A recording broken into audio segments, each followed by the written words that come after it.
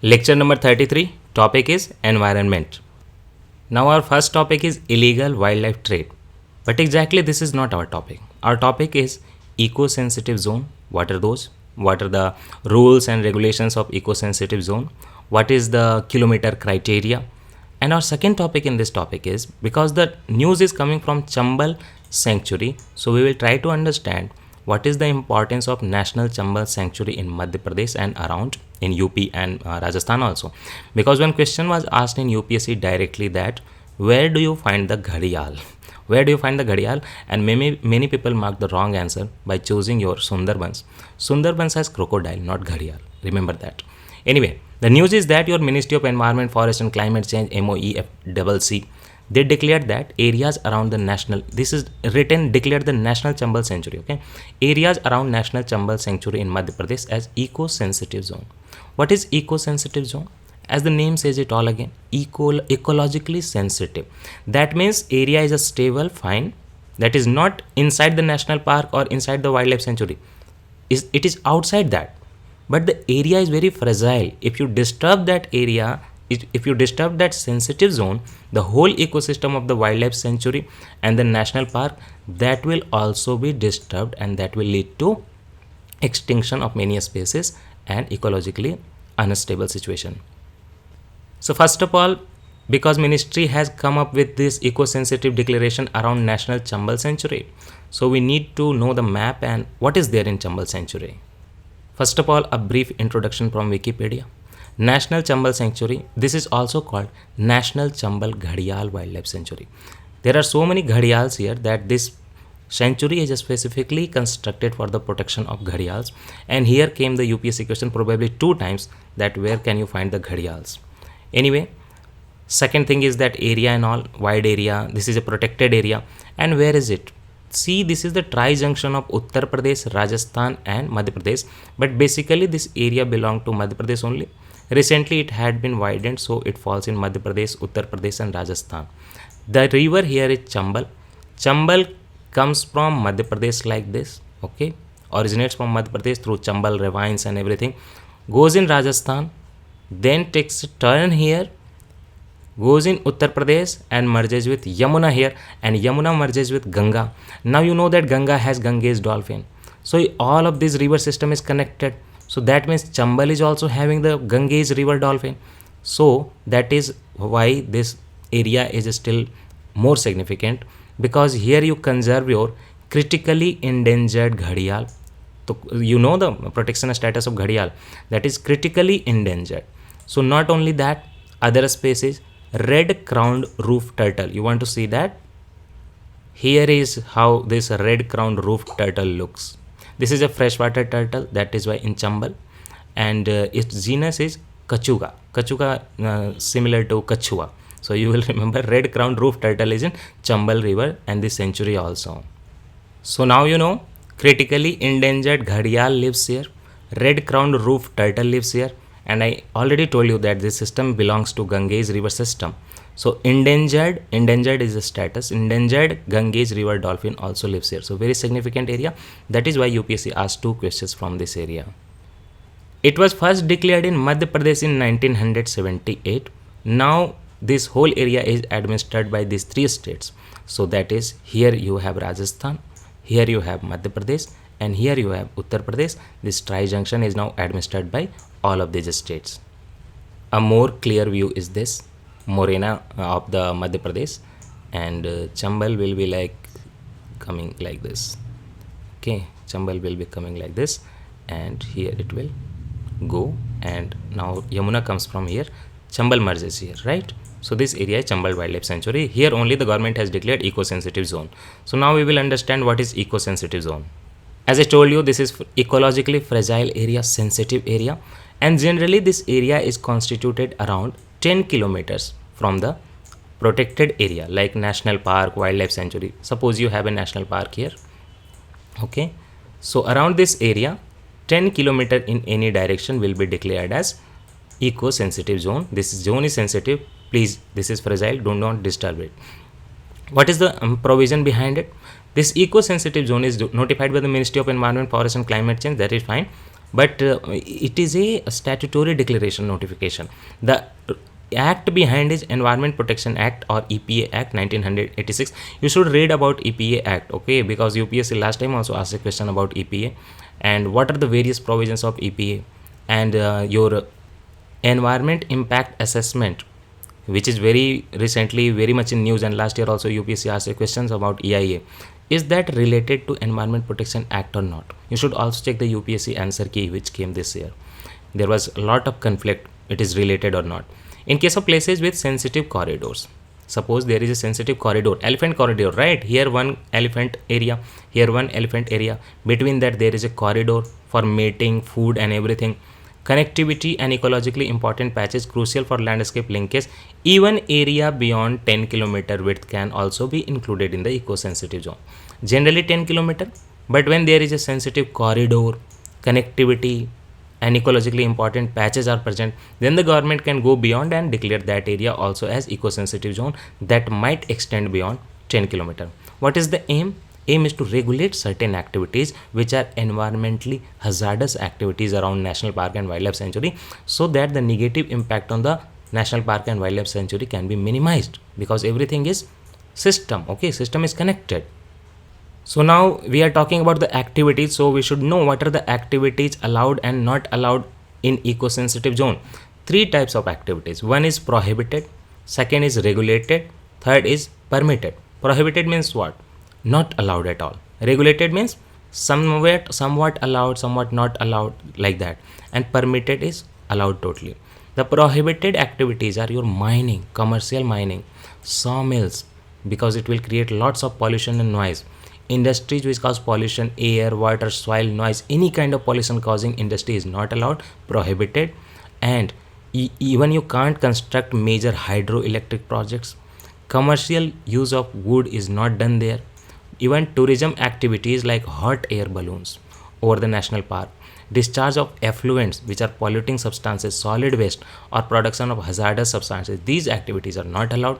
Regulated activities are what? Felling of trees to an extent allowed, to an extent not allowed. Establishment of hotels and resorts, if they comply to the rules and regulations, they might be allowed, but if they are polluting hotels and resorts, that might not be allowed. Commercial use of natural water, erection of electric cables, to an extent it will be allowed, right? If you are allowing hotels to an extent, you will need the electric cables also. And drastic change of agriculture system, for example adoption of heavy technology, pesticides in agricultural system, these are regulated, these are not totally allowed. Organic farming will be allowed, but if you are using lots of pesticides, heavy technology, that might degrade the environment. Widening of road also to an extent allowed, for example 4 feet road allowed, not 10 feet or 15 feet. Anyways, permitted activities are what? Ongoing agricultural, which agriculture system is ongoing, okay. For example, tribal communities living there, they have a system of agriculture in the eco-sensitive zone, and now the government comes up with the notification that area will be declared as eco-sensitive zone. So that will not be stopped, because that was ongoing agriculture or a horticulture practice. And agriculture also sometimes degrades the environment, but not to a large extent. Rainwater harvesting allowed, very good. Organic farming allowed. Use of renewable sources, yeah, that is allowed. And adoption of green technology, that is even anticipated and accepted and desired for. So these activities are permitted activities. So what is the significance of declaring one area as eco-sensitive zone? First is, you will be minimizing the impact of urbanization around your national park and wildlife sanctuaries. Many of the areas around wildlife sanctuary and national park have been declared as eco-sensitive zone just as to minimize the impact of urbanization. Second thing is that it creates some kind of shock absorber, that eco-sensitive zone, see, some activities are allowed, some are not allowed. So that will be like leading to shock absorber. Any hazardous substance and everything, that will be limited to the eco-sensitive zone only. It will not go in the national park and wildlife sanctuary. Just like your mangrove trees work like a shock absorber for the regular forest inside the land forest. Mangrove forest even bear the brunt of your tsunami and storms, and your regular trees are not uprooted. Mangrove trees work a lot for conserving your ecosystem. Just like that, eco-sensitive zone is also working as shock absorber for the protected areas. absorber. They also act as transition zone. Yeah, just like again mangrove transition zone from areas of high protection to areas involving lesser protection. So there should be some gradation, right? You can't jump from here that you see here one is national park and here we will do some dancing and also that polluting the environment and degrading the environment. No, there should be some transition. Slowly, take it slowly. Eco-sensitive zone help in situ conservation, which deals with the in situ means on the place itself, and ex situ means outside the place. And if you take an example, for example, your botanical garden, that is not in situ, that is ex situ, because you take some trees or species from outside that area and maintain a botanical garden. Similarly, the zoological park, that is also ex situ method of conservation. But your national park, wildlife sanctuary, these places are in situ conservation. You do not take any tree species from outside. You conserve the tree species and wildlife species in the place as it is. So eco-sensitive zone helps in situ conservation. And what is in situ conservation? Conserving the endangered species in its natural habitat, not taking from outside. For example, you go to Madhya Pradesh and put some dolphins, not dolphin actually, penguin, okay. You go to polar area, take some penguins and put it in Madhya Pradesh areas around the Chambal. So that will not be its natural habitat and the penguin will die. So for example, conservation of one horned rhino in Kaziranga, that is in situ conservation. And also your dolphin Chambal area, that is also in situ conservation only. Ghadial, in situ conservation only. Sundarban, crocodile, in situ conservation only. Eco-sensitive zones minimize the forest depletion, because you are allowing the forest felling and all in the eco-sensitive zone to some extent. So it will minimize forest depletion, and man-animal conflict will be avoided because the man will be limited to the eco-sensitive zone and animal only sometimes will be coming in the eco-sensitive zone. Otherwise, animal will be confining itself in the protected area, national park and wildlife sanctuary. The protected areas are based on the core and buffer model. Okay, core and buffer model is the concept of protected area and national park. There is one core and their buffer. In buffer, some activities are allowed. Core, not any activity is allowed. Also, there is a difference between national park and wildlife sanctuary. National park, nothing is allowed, okay. And in wildlife sanctuary, some activities are permitted because some traditional tribes and also they need to get something from forest, right? Forest dwellers. So in wildlife sanctuary, some activities are allowed. In national park, nothing is allowed. Through this core and buffer management, what happens that your local area communities also are protected and benefited. Also, protected means protected financially, economically also, and protected in a way that man-animal conflict will be avoided and they will gain benefit. For example, they can collect the tendu leaves, medicinal herbs. But still the conflicts happen. If you go to Jharkhand, there are many villages which are ravaged by the elephants which come from the protected areas. There are many elephants which die also because of the current flowing in the wires and the train accident. So it happens in the both sides. But there are some challenges: developmental activities, governance and new laws, and climate change. Developmental activities like construction of dams, roads, urban and rural infrastructure in the eco-sensitive zone, that is a challenge, developmental challenge. Development versus environment conflict. Governance and new laws also. By failing to recognize the rights of forest communities, government has not done any much about the forest communities, Curbing poaching of animals. Legislations like Environment Protection Act 1986 and Wildlife Protection Act 1972 undermine the ESZ in favor of developmental activities. You understand what is happening? You are having this Wildlife Protection Act, Environment Protection Act 1986. You are focusing on the core area. But now you are opening up your ESZ for the developmental activities. In fact, it was demanded that ESZ also should be like totally prohibited. But it is not being done. Slowly, in fact, government is minimizing the area of eco-sensitive zone for developmental activities with the new laws and amendments. Climate change, biodiversity and climate change are interconnected. For example, if there is a rise in global temperature, that is leading to land, water and ecological stress on the eco-sensitive zone. So these are some challenges. Our second topic is also very interesting: Coalition for Disaster Resilient Infrastructure. What is it? Second topic is Coalition for Disaster Resilient Infrastructure. This initiative is actually launched by India. What has happened recently is that United Kingdom became the first co-chair of the Governing Council of the India-led Global Coalition for Disaster Resilient Infrastructure. So now understand, India came up with this idea of CDRI, Coalition for Disaster Resilient Infrastructure. that type of infrastructure which will be immune to any disaster. India came with the plan. Now United Kingdom has confirmed that it will be the first co-chair of this its governing council. So what is it? Your CDRI is supposed to be an international knowledge platform where different countries will collaborate, give their ideas, and they will work towards two things. One is that any new infrastructure created in these countries should have a strong foundation so that that can withstand natural disasters. And if there is any existing infrastructure which is not resilient to disaster, that also needs to be upgraded. And this organization, creation of this institute CDRI, has taken or at least 3 years of negotiation and discussion by the India. Okay, and many more than 40 countries had participated on this subject. What will happen here? Again the same thing, different countries will come together and share their ideas and their experiences how we can construct an infrastructure which will be resilient to disasters. Infrastructure of what kind? Highways, railways, power station, communication lines, water channels, even housing. Because in coastal areas, how many houses are devastated by disasters in India every year in India because of a tropical storm and everything. So many houses are devastated. Communication lines are switched off. Fire is a very normal thing in these situations. So everything that kind of things needs to be protected, just like Japan does it, right? We also need to retrofit our resilient infrastructure. Retrofit, that means suppose we had bad infrastructure not resilient to climate and disaster risk, so we need to retrofit, and also we need to develop new infrastructure which will be resilient. And this is actually coming from the sustainable development goals objectives of expanding universal access to basic services. Basic services are devastated in disaster. So sustainable development goal objective is what? One is expansion of basic services to the everyone universal access. So if we can deal with the disaster problem, then only universal access will come, right? Enabling prosperity, dhan amiri, because otherwise your property is gone every time. And decent work conditions also.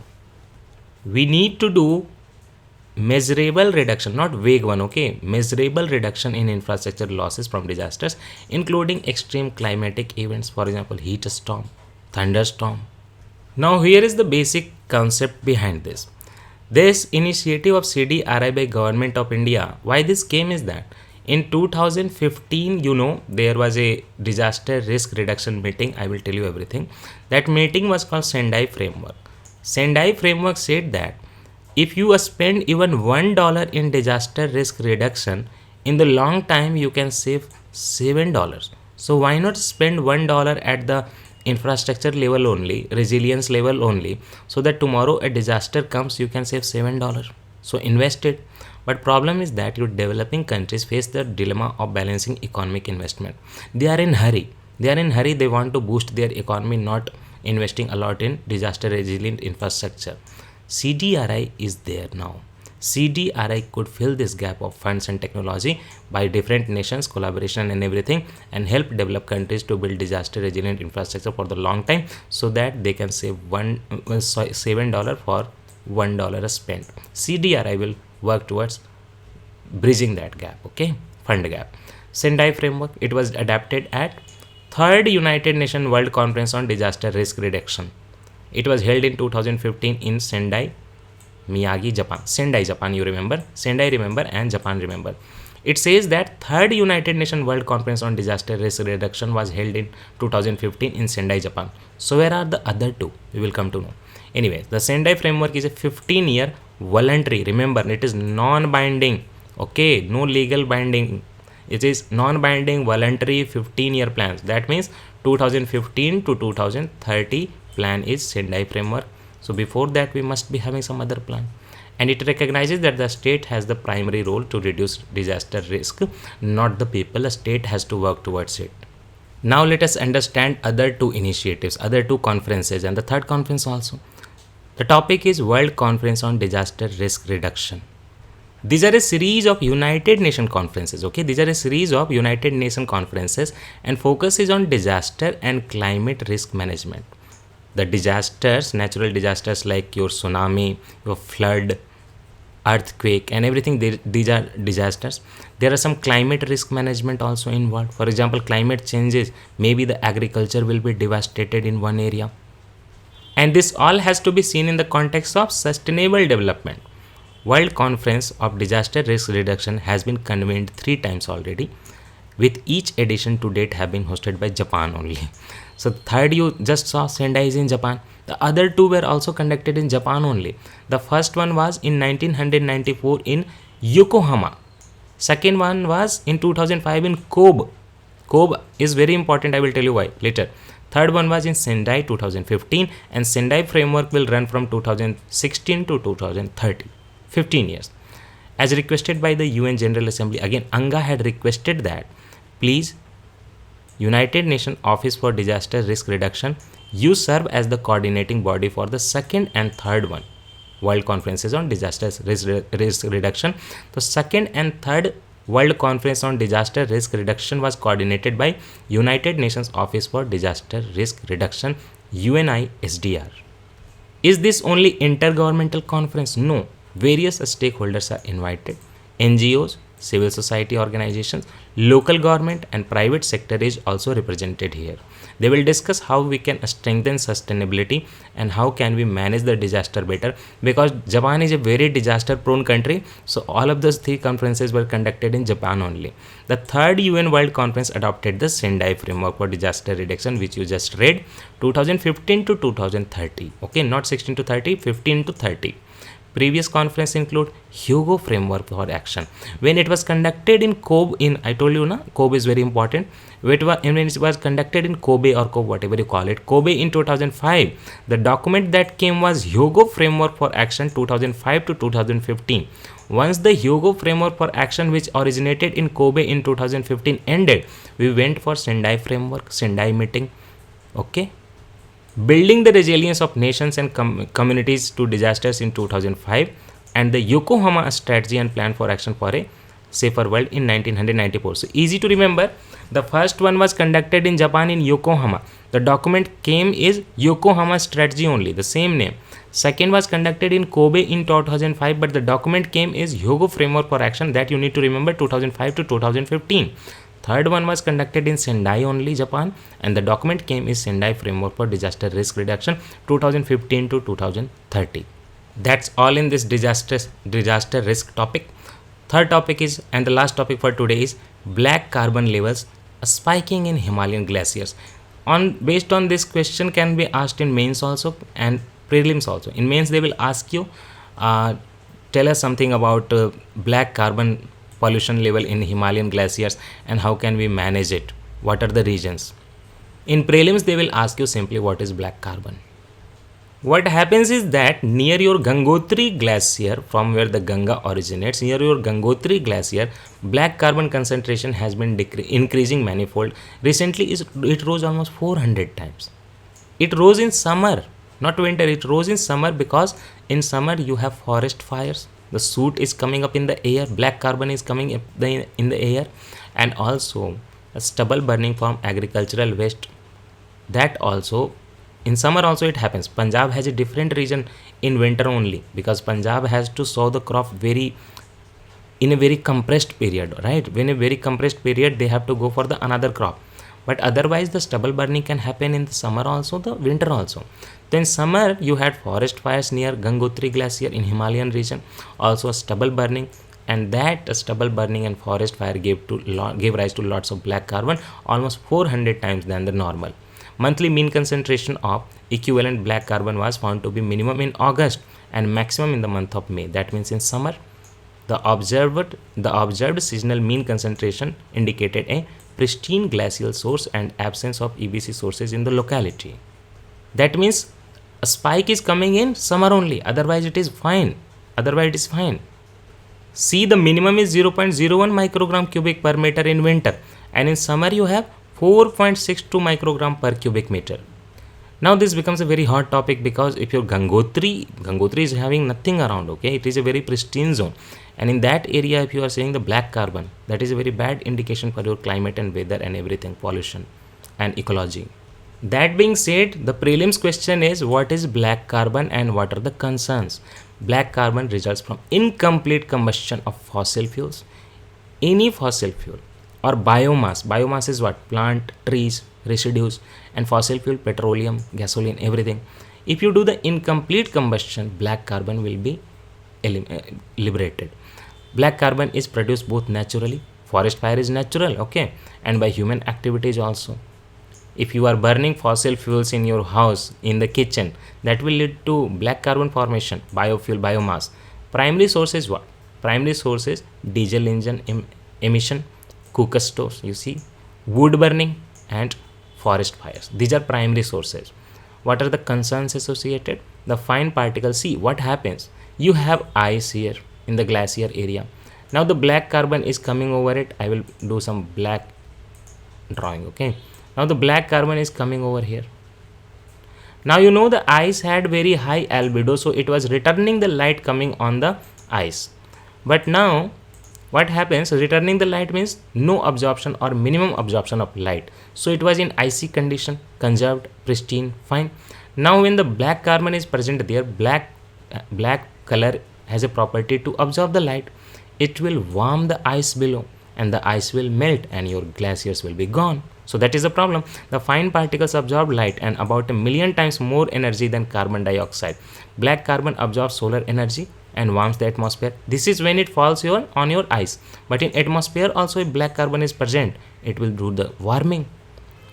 When it falls to the earth with precipitation, see, it darkens the surface of snow and ice, reducing their albedo. Snow has very high albedo, otherwise the maximum albedo is snow only. The reflecting power of a surface is the albedo. This will warm the snow and hasten its melting. This is the problem. India is the second largest emitter of black carbon in the world. Can you tell me the first largest emitter of black carbon? Probably China only. With emissions expected to increase dramatically in the coming decades, because you are going for the development, fossil fuel burning, so your emission will increase only. This is said by Journal Atmospheric Research. A study published in Journal of Atmospheric Research in 2019 said that black carbon is going to increase in India only. खास करके Indo-Gangetic plains are said to be the largest contributor of black carbon. Lots of population, lots of fossil fuel burning. So Indo-Gangetic plain, and now Indo-Gangetic plain only the upper area is Gangotri, not in Indo-Gangetic plain, but above Indo-Gangetic plain area only you have these glaciers and Gangotri. So they are facing the heat. See, this is bad for human health also.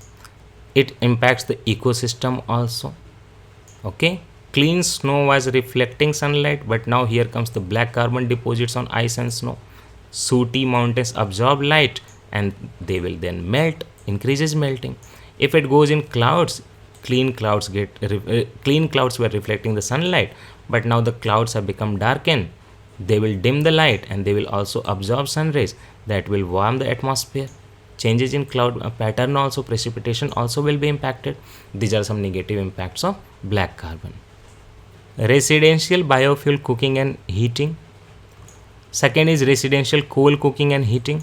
On-road diesel engines particularly, okay, petrol engines are less emanating of black carbon.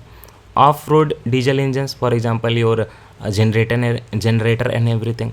Industrial coal and brick kilns where you produce the bricks, and open burning sometimes of the agricultural fields. These are causing black carbon. See the map of black carbon. India, lots of it. India, China area, lots of it. Here your Southeast Asia, also lots of it. USA is not the largest emitter of black carbon. That's all for today. Thank you. See you in the next lecture.